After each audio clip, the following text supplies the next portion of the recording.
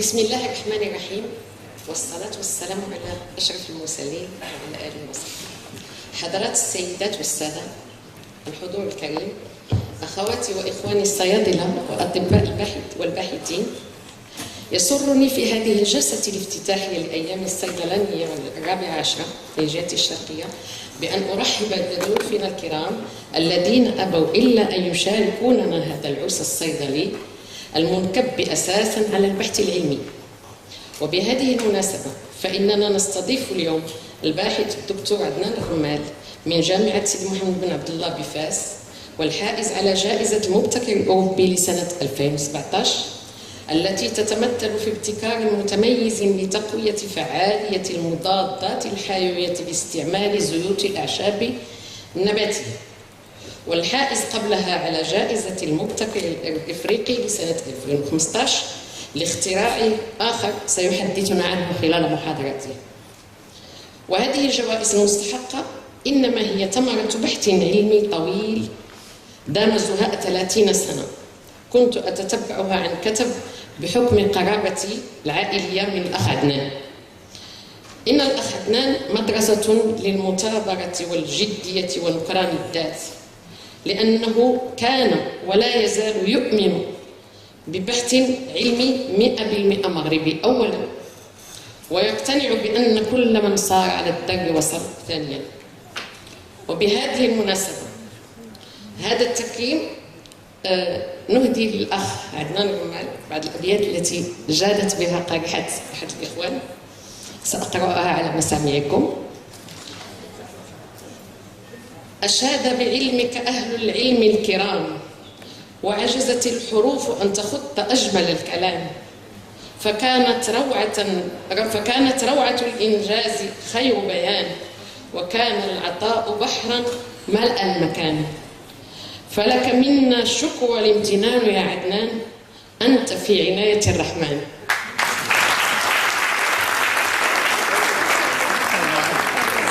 وحتى لا أطيل على حضراتكم يطيب لي أن أترك الكلمة لأخينا الأستاذ عدنان الرمال حتى يقدم محاضرته، وشكرا.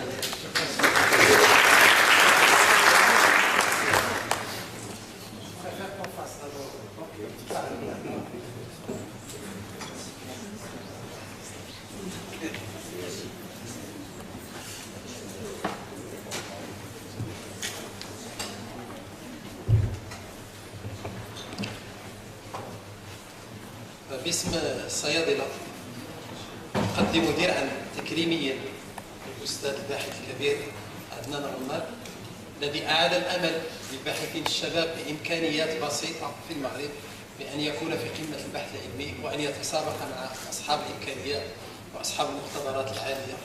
يقدم له الدرع أستاذنا بروفيسور جمال توفيق، نائب عميد كلية الطب والصيدلة بالرباط.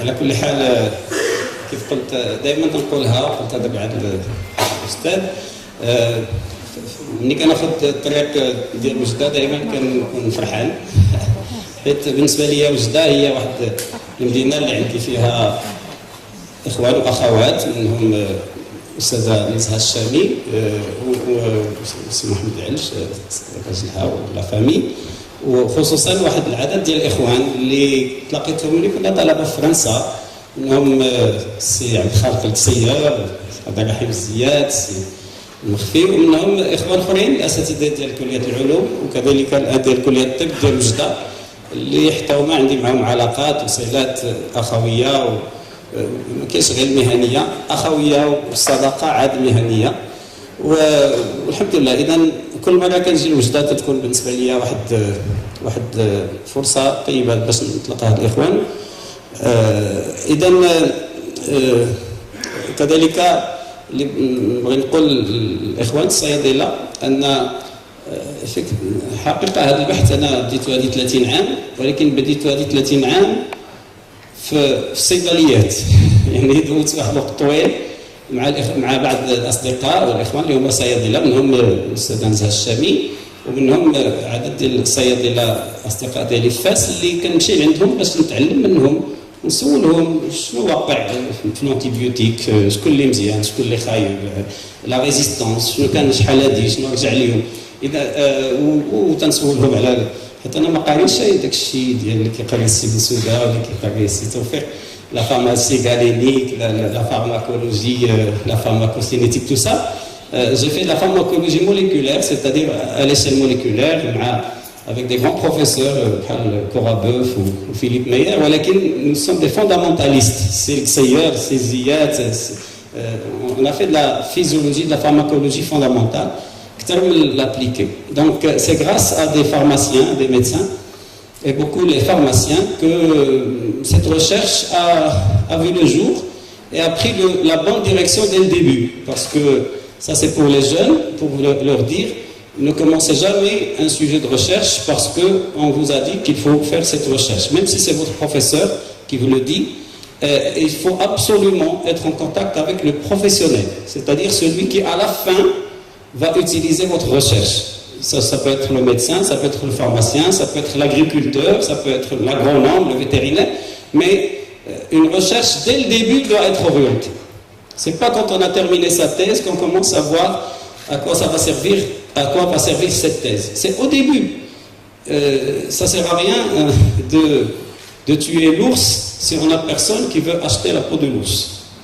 Donc c'est un petit peu donc je voulais rendre hommage à tous les pharmaciens qui m'ont beaucoup aidé au début et qui continuent à m'aider. Je peux vous dire qu'à chaque fois que je suis sur un nouveau projet, je m'adresse aux pharmaciens d'officine, je précise, avant d'aller m'adresser aux pharmaciens d'industrie ou à mes collègues de la faculté de pharmacie. Donc là, je vais mettre mon chrono pour ne pas m'attarder trop sur le sujet. Donc j'ai intitulé ce travail, cette présentation, la médecine humaine, l'antibiorésistance au carrefour entre la médecine humaine et l'agriculture, parce que c'est une réalité et j'espère qu'à la fin vous serez d'accord avec moi sur ça. Docteur Hassan Imounachi vient de nous dire justement que l'humanité est en train de revenir à l'ère pré-antibiotique. Ce n'est pas Adnan Al-Mer qui le dit, c'est beaucoup de gens, c'est l'OMS, et c'est aussi, bon, il y a des gens qui disent, parce qu'on parle de l'ère pré-antibiotique, c'est-à-dire de l'époque où l'humanité était très très très malheureuse, parce qu'elle n'avait pas d'antibiotiques, il n'y avait pas encore la pénicilline, et maintenant on parle soit du retour à l'ère pré-antibiotique, soit de l'ère post-antibiotique, c'est-à-dire on est en train d'arriver à un moment où la dame cette dame américaine dont a parlé Hassan tout à l'heure, ben, il n'y a pas que celle-là. On a malheureusement des centaines de milliers, voire des millions chaque année qui meurent dans le monde parce que les médecins n'y arrivent pas.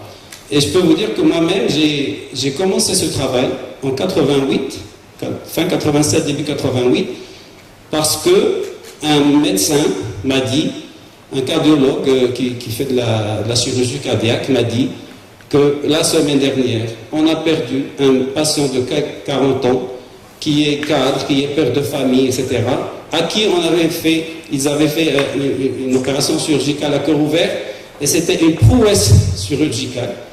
Mais après 2 semaines, le jour où il devait rentrer chez lui, il a fait une fièvre, on a découvert une infection nosocomiale, germe multirésistant, beaucoup d'antibiotiques, des cocktails d'antibiotiques, et à la fin il est mort. Donc c'est ce jour-là que j'ai décidé, je me suis dit, au revoir la pharmacologie de l'hypertension artérielle, dans laquelle j'ai fait ma thèse, la physiologie cardiaque, les maladies cardiovasculaires. Heureusement, il y a des collègues qui ont continué dans ce chemin. Et je me suis converti à la microbiologie grâce à des professeurs comme Tantawi El-Alaki, qui est à l'Institut agronomique, qui avait déjà commencé à travailler sur l'activité antimicrobienne des huiles essentielles. Et voilà, donc on a avancé avec les moyens du bord. Effectivement, j'ai toujours refusé de travailler avec des laboratoires à l'étranger. J'ai fait quelques séjours dans des laboratoires à l'étranger, mais je ne voulais pas qu'un jour on dise oui, c'est normal avec des laboratoires étrangers, et c'est grâce à ces laboratoires étrangers que ça a été fait, et aussi parce que dans le domaine des médicaments, quand il n'y a pas de brevet, il n'y a pas de médicaments, et je ne voulais pas que le brevet soit partagé par une autre autorité. Il fallait que ce soit un brevet marocain. On a eu, alhamdoulilah, la chance de faire un brevet marocain, mais qui est déposé et délivré dans le monde entier, tous les pays dans lesquels ça vaut la peine de breveter, et aussi développé par l'industrie marocaine. Et on aurait pu le faire développer par une industrie étrangère, mais on a insisté pour qu'il soit développé par l'industrie marocaine, parce que je suis conscient et je suis fier de dire qu'au Maroc, nous avons des pharmaciens, nous avons des médecins, nous avons des facultés de médecine, nous avons des CHU, nous avons tout, et nous avons des chercheurs scientifiques et d'excellents étudiants. Donc nous avons tout pour être un pays de recherche médicale et même un pays de pointe en recherche médicale. Voilà. Donc ce problème de l'antibiotique, j'aimerais dire une chose, c'est que l'antibiotique, c'est un patrimoine de la médecine humaine. Sans les antibiotiques, la médecine humaine ne peut pas se développer. Et elle va faire des marches arrière carrément. Donc, c'est quelque chose de très précieux et on doit en tenir, on doit tout simplement faire attention à ne pas le perdre. Et croyez-moi, si un danger, le danger est là et il va venir, il est déjà là, et malheureusement il est plus présent dans les pays, je dirais, du Sud, dans lesquels on néglige beaucoup de choses. Il y a des choses qui sont interdites en Europe, autorisées dans les pays du Sud, des choses qui sont des pratiques qui ne sont plus acceptées ni par les médecins, ni par les pharmaciens, ni par les vétérinaires dans le monde entier, alors que certains professionnels chez nous continuent à faire. Sans parler de médicaments qui peuvent être vendus dans les souks parfois, et ça c'est vraiment grave. Alors, parlons de la pénicilline. Donc, la pénicilline a été découverte en 1928 par Alexander Fleming, mais elle n'a été vraiment valorisée qu'à partir de 1939. Pourquoi? Parce que Fleming, c'était un chercheur. Il lui fallait des gens de l'industrie, des gens du business, pour que ça se développe. Et ça aussi, c'est pour dire que les chercheurs, tout seuls, ne peuvent pas faire grand-chose. Il faut qu'il y ait de bons chercheurs, mais il faut aussi que l'industriel soit là et que les fonds soient là pour faire avancer les choses. Et c'est grâce à ça que Fleming et les business et les développeurs ont obtenu le prix Nobel en 1945. Depuis, on a développé énormément de nouveaux antibiotiques, mais à chaque fois qu'un antibiotique a été mis sur le marché, la résistance est apparue quelques années plus tard. Donc, à chaque fois, tétracycline, vancomycine en 70, juste après fosfomycine, et après, juste la résistance. Et ça, c'est d'après l'OMS. D'accord? Donc, c'est un problème connu, mais je vais vous dire une chose, c'est que lorsque ces antibiotiques étaient utilisés seulement en médecine humaine, la résistance ne se développait pas à la vitesse à laquelle elle s'est développée aujourd'hui et à laquelle elle se développe aujourd'hui. Donc aujourd'hui, on voit l'OMS qui lance des alarmes et qui parle d'une urgence sanitaire qui met sérieusement en péril le progrès de la médecine moderne. Et ça, c'est en septembre 2017. On parle de 700 000 décès par an, d'accord? Et de 10 millions en 2050 si rien n'est fait. Et on nous dit, ces chiffres sont probablement sous-estimé, et sûrement sous-estimé malheureusement. On parle de guerre, d'accord? On parle de guerre contre la résistance, parce qu'effectivement c'est une guerre, c'est plus grave qu'une guerre. Et l'origine c'est quoi? Eh bien, l'origine c'est que l'antibiotique n'est plus comme avant un médicament humain. C'est devenu, je ne dirais pas un médicament vétérinaire, c'est devenu quelque chose qu'on mélange avec l'aliment des animaux et qu'on leur donne tous les jours. Alors, parce que je dirais presque la mafia des antibiotiques vétérinaires va à chaque fois dire « Oui, mais quand on a des animaux malades, il faut bien les traiter. » Sachez qu'on ne donne pas des antibiotiques aux animaux pour les traiter quand ils sont malades. Et ce n'est pas contre ça que je parle. C'est normal, quand on a une vache malade, il faut qu'on lui donne un antibiotique. Et pendant qu'on lui donne l'antibiotique, il ne faut pas qu'on donne son lait à un bébé. D'accord? Mais je parle des antibiotiques que ces gens-là appellent promoteurs de croissance. Ils ne disent pas antibiotiques promoteurs de croissance, ils disent juste promoteurs de croissance. Et ils le disent en chantant, d'abord pour avoir leur conscience tranquille eux-mêmes, parce qu'ils savent qu'ils sont en train de faire quelque chose de grave. La preuve, c'est que c'est interdit en Europe depuis 2006, c'est interdit aux États-Unis aussi depuis 2006, c'est interdit dans tous les pays dans lesquels les gens respectent l'éthique de leur métier, tout simplement. Donc, le problème, c'est ça. Alors, moi, j'ai un principe dans ma vie, c'est, je le partage avec beaucoup de mes collègues, c'est bien de faire de la recherche pour dire il y a un problème.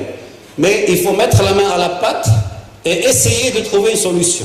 On peut la trouver, on peut pas la trouver, on peut ne pas la trouver, mais il faut quand même essayer. Il ne faut pas juste dire oui, il y a un problème.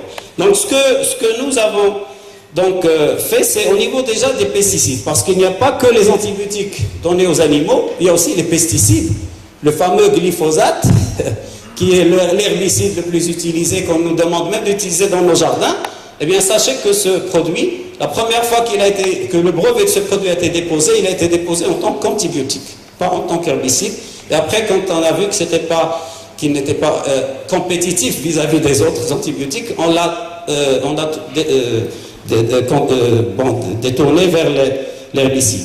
Eh bien, aujourd'hui, et ça c'est des communications, c'est des publications récentes, on nous dit que la majorité de ces herbicides, de ces fongicides, de ces pesticides utilisés en agriculture, ils exercent une pression de sélection sur les bactéries pour les rendre résistants. D'accord? Alors, quand je dis rendre résistants, c'est un peu faux. En fait, les bactéries, ils sont tellement nombreuses, c'est-à-dire dans notre corps, on a 10 puissance 14 bactéries, contre 10 puissance 13 cellules humaines. C'est-à-dire qu'on a 10 fois plus de bactéries dans notre corps que de cellules humaines. Et dans 10 puissance 14 bactéries, c'est-à-dire 100 000 milliards de bactéries, vous avez toutes les mutations possibles et imaginables. Parmi ces mutations, vous avez les mutations de résistance. Et justement, quand on donne un antibiotique à des plantes ou à des animaux ou à des humains, qu'est-ce qu'on fait? On défavorise ou on tue les bactéries sensibles et on laisse seulement celles qui portent des mutations de résistance, qui vont proliférer et qui vont coloniser l'environnement dans lequel ils sont. Ça peut être nos intestins, ça peut être notre peau, ça peut être le sol, ça peut être l'eau que nous allons boire par la suite. Donc c'est ça le problème. Et alors voilà, ça c'est une publication très récente de octobre 2017 qui montre que le glyphosate et d'autres pesticides diminuent la sensibilité de Escherichia coli et Salmonella aux antibiotiques. D'accord? Alors nous, pour ça, nous avons mis au point un produit qui est 100% à base de substances naturelles. Ce produit, il joue le rôle de biopesticide en pré- et en post-récolte. Et on a réussi avec ce produit, avec des producteurs marocains qui font de la culture biologique destinée à l'export, agriculture biologique destinée à l'export, à traiter des maladies réputées incurables, même avec des produits chimiques. Et ces gens-là, donc, auparavant, ils étaient obligés d'arracher les plantes quand ils avaient cette maladie. Aujourd'hui, ils ne les arrachent plus, ils les traitent avec ce produit qui est 100% à base de plantes qui est breveté, brevet marocain. Bientôt, on va le déposer dans le reste du monde. Et en plus, fabriqué au Maroc. Alors, malheureusement, il n'y a que les exportateurs qui nous écoutent. Parce que leur produit, une fois qu'il va arriver à destination, il va être contrôlé contre les pesticides. Ceux qui travaillent sur le marché marocain n'ont pas le temps de nous écouter, ou alors on ne leur laisse pas la possibilité de nous écouter, parce qu'on crée chez eux un conflit d'intérêts qui fait qu'ils préfèrent acheter les poisons à la place de nos produits. Et parfois on leur dit, comment pensez-vous que Zatal peut être plus efficace qu'un poison? C'est l'argument de ces gens-là. Alors on revient à ce schéma que j'aime beaucoup, c'est pas moi qui l'ai fait, je l'ai trouvé sur internet, et qui montre justement que le problème de l'antibiorésistance, il vient de l'élevage, il vient de l'agriculture, il vient de la médecine humaine, et enfin, tout ça se retrouve dans l'environnement. Alors aujourd'hui, plus personne ne peut dire que l'antibiotique chez l'animal n'est pas lié à l'antibiorésistance chez l'homme, parce qu'il y a maintenant des études génétiques et on trouve des plasmides de résistance avec une séquence 100% identique entre les bactéries qu'on trouve chez l'animal et les bactéries qu'on trouve à l'hôpital chez des gens qui ont des infections à germes multirésistants. Ça a été fait en Suisse, ça a été fait en Allemagne, ça a été fait aux États-Unis. Donc, c'est pour ça d'ailleurs que malgré le lobbying, malgré la pression financière de ces grands groupes internationaux, on a quand même interdit les antibiotiques dans l'alimentation animale en Europe et aux États-Unis. Donc ça, ce n'est plus quelque chose qu'on peut ignorer ou qu'on peut discuter. La preuve, elle est irréfutable. Malheureusement, on voit de temps en temps au Maroc, dernièrement, le poulet marocain refusé sur le marché européen pour différentes raisons, pas seulement pour les antibiotiques.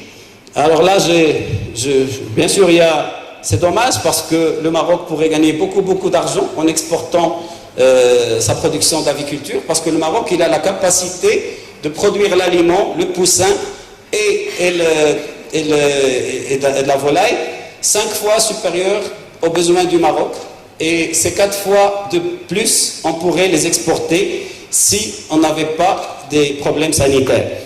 Et puis il y a un problème d'éthique. Il y a un problème éthique là-dedans. On peut donner aux Marocains ce qu'on ne peut pas donner aux Européens. C'est un peu, sur le plan éthique, c'est un peu limite. Bon, j'ai mis no comment, d'accord? Alors qu'est-ce que nous on a fait là-dedans? Eh bien, on a développé un produit qui est 100% naturel, qui est à base d'huile essentielle aussi. Et alors, puisque les huiles essentielles sont des produits volatiles, c'est difficile pendant la fabrication de l'aliment de bétail, d'éviter qu'il ne s'évapore. Donc, on a eu l'idée de les intercaler dans les feuillets d'argile, une argile marocaine, qu'on appelle rassoul, vous connaissez tous. Eh bien, ce rassoul, c'est le meilleur fixateur de mycotoxines dans le monde. Et il n'existe qu'au Maroc. Il y a des argiles dans le reste du monde qui contiennent un peu de stévincite, qui est le composant du rassoul, mais ça ne dépasse pas 20-30%, alors que le rassoul du Maroc, il est à 95% de la stévincite. Donc, on a cette chance. Et puis, au Maroc, on importe des fixateurs de mycotoxines à $3 jusqu'à $5, alors qu'on exporte le rassoul à $1. D'accord? Donc, nous, on a pris ce rassoul exporté à $1, et entre les feuillets du rassoul, on a intercalé les huiles essentielles pour qu'ils ne s'évaporent pas. Et comme ça, on le donne aux animaux. C'est à la fois un antibactérien, promoteur de croissance, c'est à la fois un antiparasitaire contre la coccidiose et beaucoup d'autres maladies parasitaires, et en plus, il fixe les mycotoxines. Donc ça fait, au lieu d'importer 3 produits, on fabrique un produit marocain, qui les remplace tous les 3. Juste un petit résultat scientifique que je partage avec vous. On a pris des poussins d'un jour, des poussins qui viennent de sortir le jour de l'éclosion. On a regardé leur flore intestinale pendant 7 jours. Pendant les 7 premiers jours, leur flore intestinale était sensible à l'amoxicilline, sensible à la tyrosine et sensible à la colistine et sensible à notre produit que nous avons appelé Natural Promoter. Au bout de 14 jours, on voit que la CMI de E. coli chez ces animaux augmente et au 21e jour, c'est-à-dire après 2 semaines, on voit que la CMI, c'est pas qu'elle augmente, mais c'est qu'elle explose. Mais pas seulement la CMI de l'amoxicilline, mais aussi celle de la tyrosine. Quand on traite avec la tyrosine, on a la CMI de la tyrosine, mais aussi celle de l'amoxicilline et de la colistine. Quand on les traite avec la colistine, on a une augmentation de CMI de tout. Autrement dit, on a tout simplement une résistance croisée. C'est-à-dire quand on donne un seul antibiotique à des poulets, on ne développe pas la résistance à cet antibiotique, mais pratiquement à toutes les familles d'antibiotiques. Par contre, quand on traite avec notre produit, qui est le NP, eh bien, on voit qu'on a la CMI qui reste constante et on n'a aucun développement de résistance vis-à-vis des antibiotiques. Ça veut dire que notre produit, le Natural Promoter, il ne provoque pas de résistance contre lui-même, il ne provoque pas non plus de résistance contre les antibiotiques. On verra tout à l'heure pourquoi. Voilà pourquoi. Parce que les antibiotiques, ils agissent d'une façon très spécifique. Je dirais, c'est comme une clé qui va entrer dans une serrure et tourner pour ouvrir la porte d'une bactérie sensible. Lorsque cette bactérie est mutée, eh bien, la clé ne rentre pas, ou lorsqu'elle rentre, elle ne tourne pas, et la bactérie sensible devient résistante. Dans le cas des huiles essentielles, on a démontré par microscopie électronique à balayage, c'est un article que j'ai publié en 2003, qui est encore cité aujourd'hui, sur le mécanisme d'action des huiles essentielles. C'est une action corrosive sur la paroi et la membrane des bactéries et aussi des champignons. Et justement, cette action corrosive, elle n'est pas spécifique. Et donc, que la bactérie soit mutée ou pas mutée, de toute façon, elle sera sensible. Donc, on peut dire que si l'antibiotique, c'est une clé qui ouvre une serrure, les huiles essentielles, c'est un marteau qui casse la serrure, ou c'est une perceuse qui casse carrément cette serrure. Et c'est pour ça qu'aucune résistance n'est possible. Alors pour ce produit vétérinaire, j'ai eu l'honneur d'obtenir le prix de l'innovation pour l'Afrique en 2015. Ce prix est décerné par une fondation suisse qui s'appelle African Innovation Foundation. Et c'est l'esprit des Suisses, c'est le principe. L'esprit des Suisses, c'est que le développement, c'est l'innovation. Et que l'Afrique ne peut pas se développer en cherchant des solutions à l'étranger. L'Afrique, elle a ses propres problèmes qui sont spécifiques et elle doit innover pour trouver des solutions spécifiques. Et c'est de là que vient l'innovation. Et je dirais, on a même la chance d'être en Afrique et de faire ça parce que tout est encore possible. Il y a beaucoup de choses qui sont encore à faire, d'une part. Et d'autre part, je dirais, si l'agriculture européenne a fait l'erreur d'utiliser les antibiotiques et les pesticides pendant 40 ans avant de les interdire, nous, on a la chance de pouvoir développer l'agriculture en Afrique sur des bases saines. Ce n'est pas la peine de refaire la bêtise que l'agriculture américaine et européenne ont fait.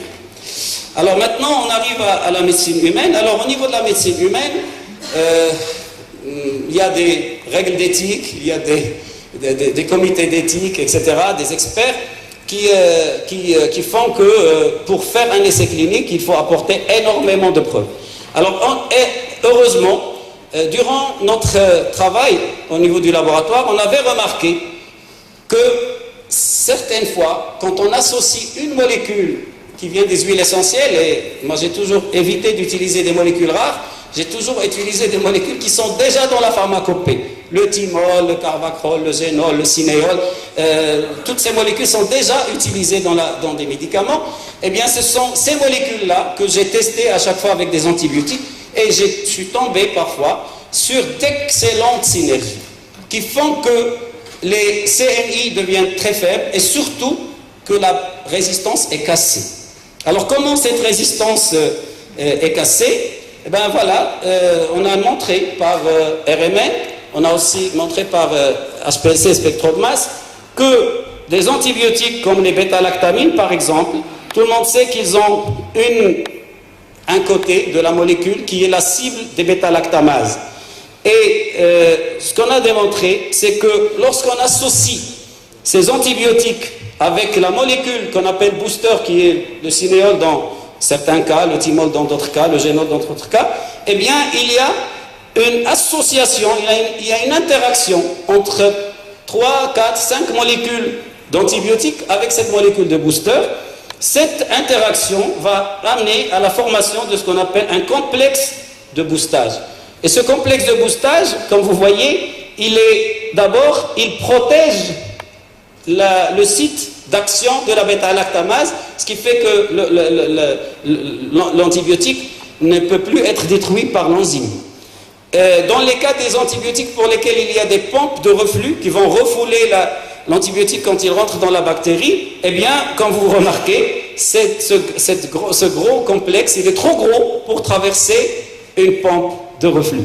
Et en plus, ce complexe, il a une balance hydrophile-hydrophobe qui lui permet de traverser les membranes plus facilement que l'antibiotique seul, ce qui veut dire que même les bactéries qui ont une sorte de blindage au niveau de leur membrane, elles deviennent sensibles. Donc ça, c'est le mécanisme d'action. Alors, on a réussi à obtenir l'autorisation du comité d'éthique sur le principe du boostage. Et j'ai choisi l'infection urinaire parce que l'infection urinaire, c'est, comme vous savez, c'est blanc ou noir. Soit on a l'infection, on trouve des bactéries dans les urines, soit on n'a pas l'infection, on nous dit les urines sont stériles. Eh bien, on a pris des cas, donc beaucoup de cas classiques, tout venant, mais quand les médecins qui ont conduit ce travail ont vu que ça marche chez les patients ordinaires, eh bien, ils ont décidé de le faire sur les patients les plus compliqués, donc des E. coli hyper résistants, des acinetobactères, des Klebsiella, c'est-à-dire les germes qui sont très compliqués à traiter, même quand elles sont sensibles, mais là, elles sont sensibles à tous les antibiotiques. Et on a fait ça, ils ont fait ça sur des patients très compliqués à traiter, des gens qui ont des hypertrophies bénignes de prostate, des gens qui sont diabétiques, des gens qui ont des sténoses de l'urètre, et même des gens qui ont de la tumeur de vessie. Et tout le monde sait que dans ces cas-là, le traitement est très, très difficile. Eh bien, sur ces malades, sur ces patients, eh bien, on a, sur 23 patients, on a 21 chez qui, après 6 jours, on a urine stérile, pas de bactéries dans les urines. Les deux autres, il y en a un qui avait une autre bactérie et qu'on a trouvé chez lui E. coli, et un autre chez qui il avait E. coli, on a trouvé chez lui une Candida albicans. Ce sont deux patients qui étaient sondés, qui avaient une sonde urinaire. De toute façon, pour nous, on n'a pas retrouvé la bactérie pour laquelle il a été traité. D'ailleurs, les bactéries qu'on a, la Candida albicans, c'est une levure, et le E. coli qu'on a trouvé était sensible, n'était pas multirésistant. Bref, donc, les médecins qui ont fait ce travail étaient très contents et en même temps étonnés, et m'ont carrément dit on n'aurait jamais pensé qu'un jour on pourrait voir un médicament aussi efficace. C'est pour ça que l'Office européen des brevets m'ont décerné en 2017 donc le brevet de l'inventeur de l'Europe, et les membres de jury que j'ai rencontrés, le premier, le deuxième, le troisième, me disaient à chaque fois, pour une fois, nous avons une vraie invention. Alors j'ai entendu du premier, je me suis dit il a peut-être bu un verre. Le deuxième, il a dit. Le troisième, je lui ai dit, s'il vous plaît, dites-moi ce que vous voulez dire par une vraie invention. Et je lui ai dit, qu'est-ce que c'est qu'une vraie invention, s'il vous plaît? Pourquoi vous me dites, vous avez une vraie invention? Il m'a dit, regardez le trophée qu'on vous a donné. Et c'est quoi? C'est la voile d'un bateau. Ils m'ont dit, c'est une très grande invention, c'est un morceau de tissu qui a permis à l'humanité de traverser les océans. C'est ça que nous appelons une vraie invention. Et votre travail, c'est une vraie invention pour nous, parce que vous n'avez rien fait d'extraordinaire. Vous avez pris des antibiotiques qui ont déjà sauvé des millions de vies. Vous avez rajouté une molécule simple et naturelle qui est déjà dans la pharmacopée, mais en les associant, vous arrivez à résoudre ou à participer, à contribuer à la résolution d'un problème qui est très grave. Donc, maintenant, nous on a déposé ce brevet en 2004-2005, À ce moment-là, on me disait, il faut voir des laboratoires indépendants, les payer pour qu'ils fassent des travaux comme les autres pour confirmer vos travaux. Je n'avais pas les moyens, mais ces gens-là, ils ont lu mes brevets et ils ont fait les travaux tout seuls. Aujourd'hui, on a énormément de publications scientifiques émanant de grands laboratoires du monde qui parlent de la synergie entre les huiles essentielles et les antibiotiques et les antifongiques et même les antimalariels, les anticancéreux. Donc tout ce que nous, on a breveté en 2005, maintenant il est reconnu et admis comme évident par la communauté scientifique. Alors pour tout ça, j'ai eu l'honneur et le plaisir de vivre les meilleurs moments de la vie quand j'étais reçu par Sa Majesté à la fête du trône et qu'il m'a fait part de ses félicitations et de ses encouragements.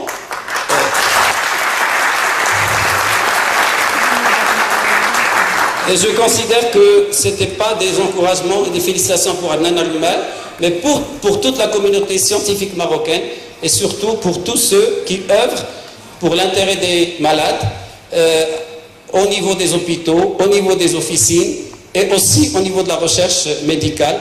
Voilà, donc c'est juste pour vous dire, je ne suis que votre humble représentant et j'espère que la jeunesse qui sont là, les jeunes qui sont là, j'espère que chacun d'entre vous va faire quelque chose dans l'avenir et que, comme j'ai dit au départ, le Maroc est un pays de recherche médicale par excellence. Il faut juste qu'on y croie et qu'on fasse la preuve. Et merci.